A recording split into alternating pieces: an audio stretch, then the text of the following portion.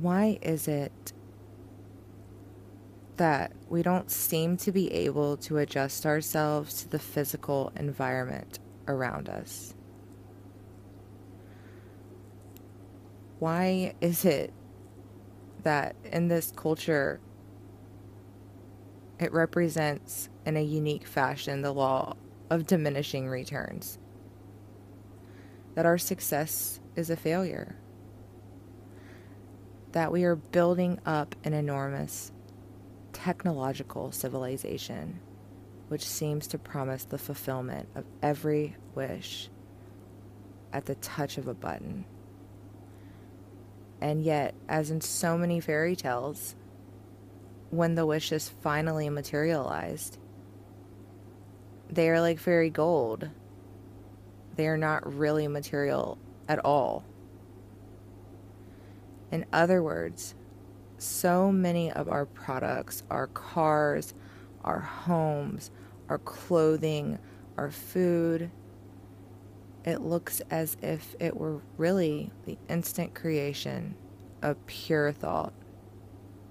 That is to say, it's thoroughly and substantially lacking what we call, or what we say calls, wine and body. And in so many other ways, the riches that we produce are meaningless. And as a result of that, we are frustrated. We are terribly frustrated. We feel that the only thing is to go on and keep getting more and more. As a result of that, the whole landscape begins looking like the nursery of a spoiled child who's got too many toys and is bored with them and throws them away as fast as he gets them, plays with them for a few minutes. Also, we are dedicated to a tremendous war on the basic material dimensions of time and space. We want to obliterate their limitations. We want to get everything done as fast as possible. We want to convert the rhythms and the skills of work into cash, which indeed you can buy something with, but you can't eat it. And then we rush home to get away from work, to begin the real business of life, to enjoy ourselves.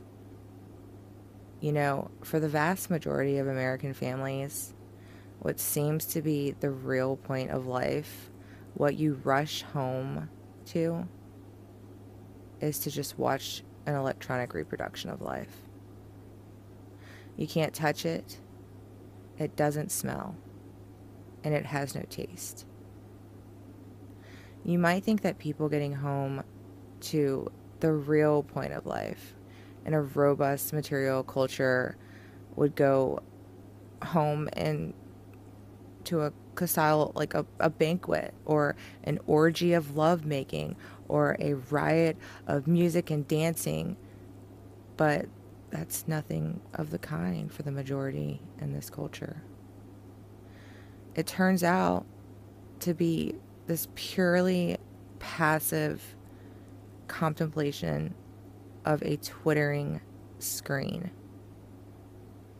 You see mile after mile of darkened houses with that little electronic flickering screen in the room. Everybody's isolated watching this thing. And there's no real communion with each other at all. And the isolation of people into a private world of their own is really the creation of a mindless crowd. And so we don't get with each other except for public expressions of getting rid of hostility like football or prized fighting. And even in those types of spectacles one sees on the television, it's perfectly proper to exhibit people struggling and slugging and slaying each other. But oh dear no, not people loving each other, except in a rather restrained way.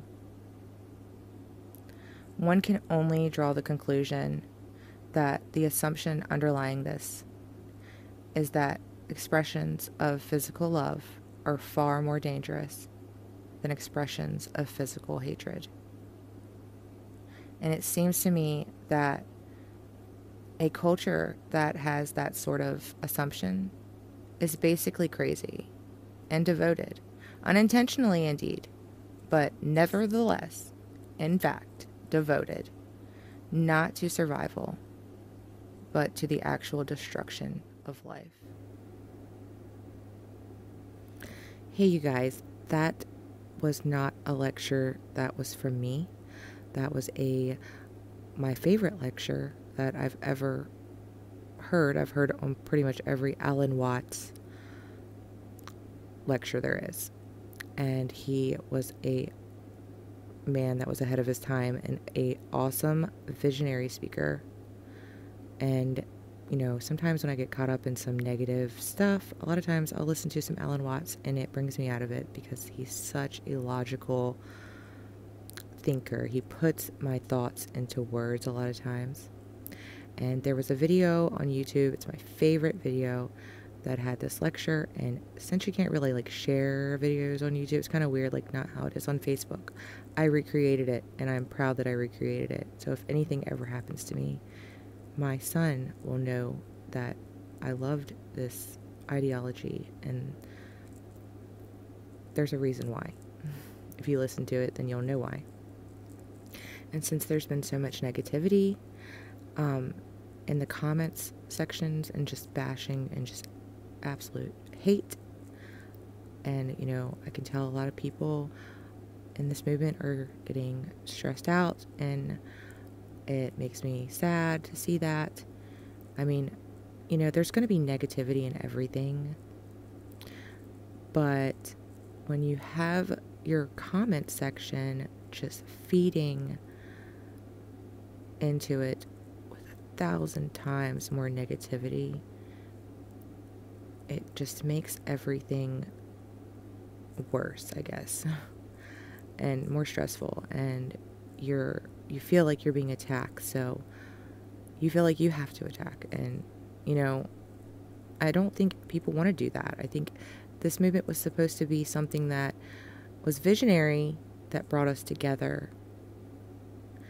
Our human existence is far more meaningful and far more complex than any piece of paper or anything out there. And I hope that we can come together to realize that this existence that we're living is, we can't even put into words exactly what it is.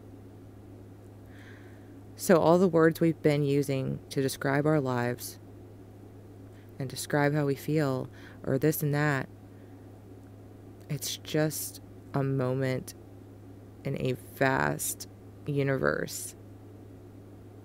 That's it. It's so tiny. It's so minute. It's so little, you know. And I think that we need to open our eyes to realize there's so much more out there than what we're allowing ourselves to see. Thanks you guys for watching. Please like, share, and subscribe. I love you. Bye.